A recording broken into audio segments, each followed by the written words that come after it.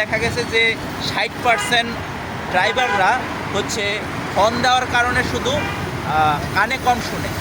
তো এটা পরিবেশ অধিদপ্তর থেকে রেজওয়ানা আপা আমাদেরকে দায়িত্ব দেওয়া হয়েছে। গ্রিন ভয়েস থেকে আমরা ভলেন্টিয়ার এখানে করছি, আমরা দীর্ঘ 5 দিন যাবত করছি।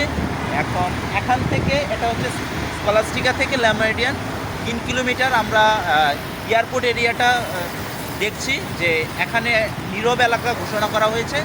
তো এই এলাকাটা নিয়ে আমরা কাজ করছি প্রথমত, তারপরে আস্তে আস্তে আমরা হচ্ছে পুরো ঢাকা সিটিকে নিয়ে কাজ করব। আচ্ছা আচ্ছা, মোটামুটি এখন আপনাদের এই রোডটাতেই কাজ চলতেছে, স্কলাস্টিকা থেকে এয়ারপোর্ট। পাচ্ছি। জি জি, আর এটা খুবই ভালো উদ্যোগ। আর ড্রাইভাররা আমাদের খুবই অ্যাপ্রিসিয়েট করছে। জি, জি। এটা খুবই মানে আমাদের অনুপ্রেরণার একটা জায়গা। আমাদের কাজ করে খুবই ভালো লাগছে এই বিষয়টা নিয়ে। ঠিক আছে, থ্যাংক ইউ ভাইয়া, থ্যাংক ইউ। Thank you.